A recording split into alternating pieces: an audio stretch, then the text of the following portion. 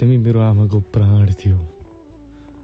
तिमीलाई बचाउन मैले आफ्नो तर्फबाट हुने हरेक कोसिस गरेँ, तर सकिनँ। तिमीलाई यसरी टड्पाएर राखिराख्नुभन्दा बरु मुक्ति दिनु उचित लाग्यो।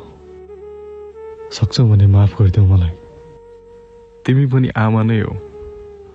आँखा लागि म दुवै आँखा गुमाउँदा, न खान सक्ने न पानी पिउन सक्ने अवस्थामा पुग्दा, शरीरको बाहिरी बनावट पुरै गुमाउँदा पनि तिमी बच्चाको लागि बाँचेको थियौ भन्ने कुरा छर्लङ्ग हुन्छ।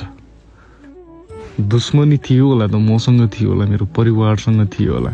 बिचरी नादान यो बेजवान जनावरको के दोष?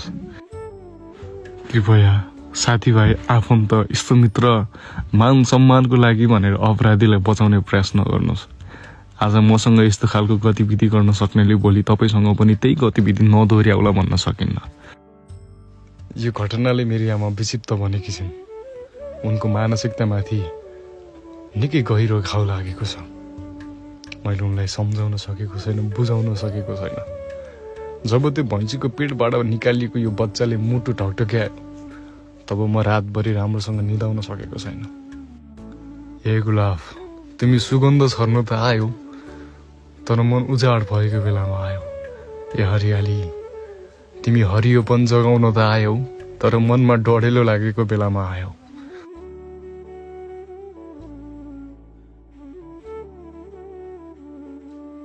कुनै समय काली भनेर बोलाउँदा दौडेर नजिकाउने त्यो भैँसी आज आफ्नै आँखा अगाडि यसरी टाढा जाँदा मन सम्हाल्न सकिरहेको छैन।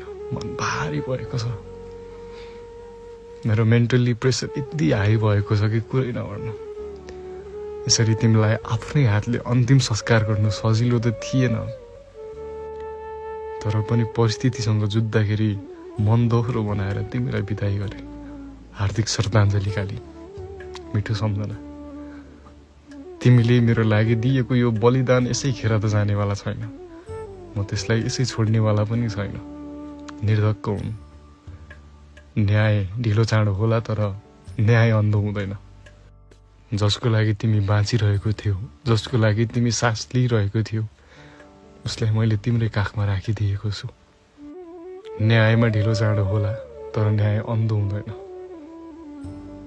तिमीले मेरो लागि दिएको यो बलिदान यसै खेर जानेवाला छैन।